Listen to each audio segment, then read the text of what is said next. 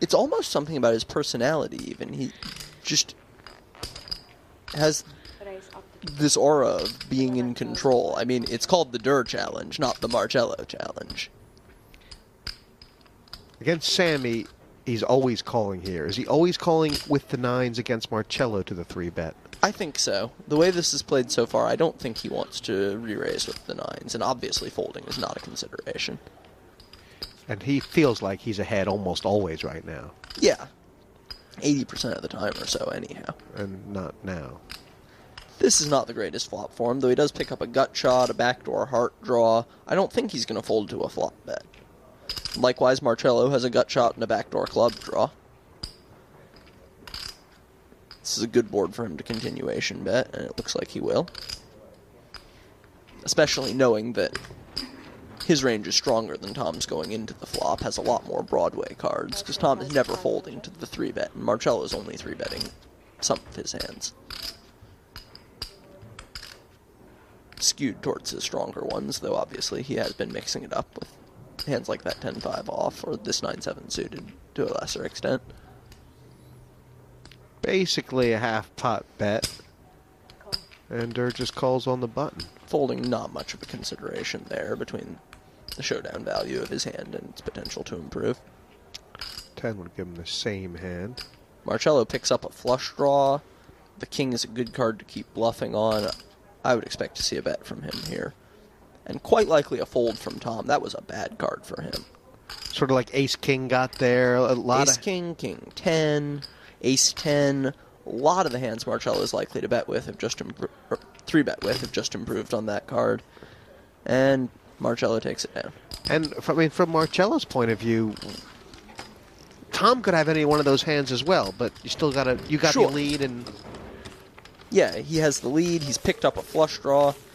I think it's clear bet for Marcello. Nice stuff from Marcello. Double barrel bluff gets through. Indeed. And if Tom had called, I wouldn't have been surprised to see a third there. Marcello catching up a little, now down only 30,000. So Marcello's first re-raise from the big blind, what did that mean? Well, I think that at some point you want to say, you can't just raise my big blind all the time from the button. At some point you have to going to say, I'm going to 3-bet you. And it just took a time when you didn't necessarily have to have an amazing hand. He just wanted to just change the pattern up. You know, it's ebb and flow, ebb and flow. It's interesting though, isn't it? Because Marcello hasn't really done any 3-betting. Tom's been doing quite a lot of 3-betting. As it happens, we know that Tom's just had quite good hands so far. Marcello's obviously sitting there. He doesn't have the benefit of that. He's just thinking, maybe Tom's starting to power it up a bit. He might be running over me. Do you think normally if Marcello had been perhaps a bit more aggressive so far, would Tom have come in with a 4-bet with the 2 9s? Well, I think that the pocket 9s in this situation is the kind of hand where you can 4-bet. You don't want to get trapped into a situation where you think you might have the best hand. You actually get a lot of information by making the 4-bet, and he does have the position. But on this case, he decided to give Marcello respect because Marcello had been doing that, and he'd play the hand from position. But there was a case for saying 4-bet. As it happened, he was right. Marcello didn't really have that great a hand, and he could play the pocket 9s for the strengths that it gave him. If Marcello had been having maybe a bigger hand, then there would have been some trouble. And from a leveling point of view, what's next? Does Marcello need to have something the next 3-bet or not? No, I don't think so. He can, you know, like we said, he hasn't been that aggressive so far. He's taken that hand down without showdown, and you know, as far as Tom's concerned, he just had a king, a queen, or a jack there. You know, I think Tom's happy with his laydown of 2 9s. Yeah, the hands are not mattering that much at the moment. They're both setting each other, looking for a way to manoeuvre a pot at a later stage. You know, this is very much sparring, and maybe we're going to see a big move from someone at some point. But as it happens, you don't need the cards, and that's heads up. Let's go back to the action. I just forget to not spill water on myself. Marcello seems to be truly enjoying himself, and that's the way it should be. I mean, smiling all over the place. Yeah, and why wouldn't he be? This is shaping up to be a really fun match. Stop being a monkey. It's just kind of what you live for. Tom actually grabs the chips to 3-bet, then says, nah, I'll stop being a monkey, and just calls. That's deceptive.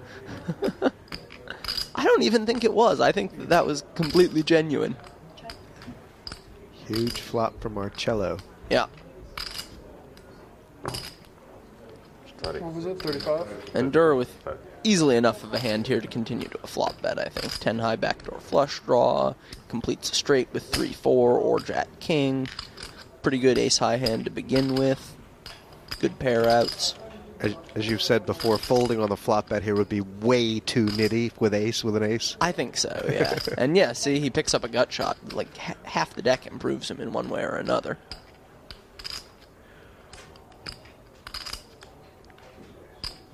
There's sort of this idea, I mean, how often would you double or triple barrel with nothing in a pot that started off kind of small to begin with?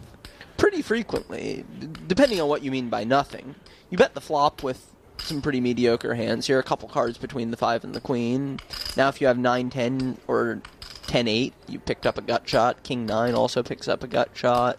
6-4, 6-3, tons of gut shots available for Marcello. Obviously the flush draw. There are a lot of hands with a bit of equity that he can be firing multiple barrels with here. Like the same excuses people give for why they end up at a fast food restaurant about 4 o'clock in the morning. You know, it started off as one drink, and then next thing I know, I'm stuffing down burgers.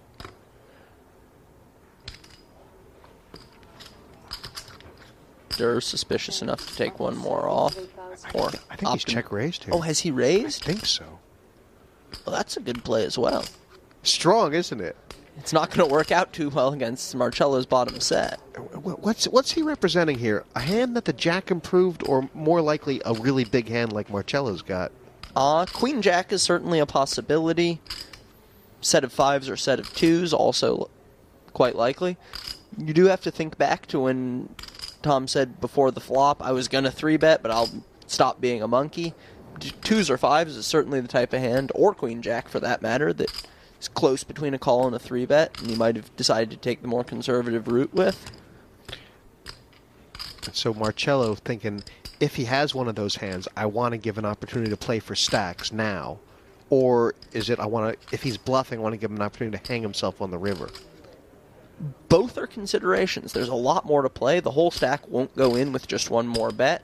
So if Marcello does think Tom has a hand like Queen Jack, the best way to get all the chips is to either raise now or call and then raise on the river. What are you doing? I think I'm going to call and try to raise a relatively safe river.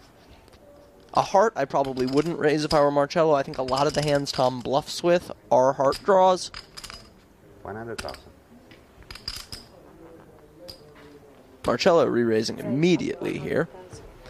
That will probably take it down. the only thing. Hand. Thank you. And Durrrr saying, I'm done.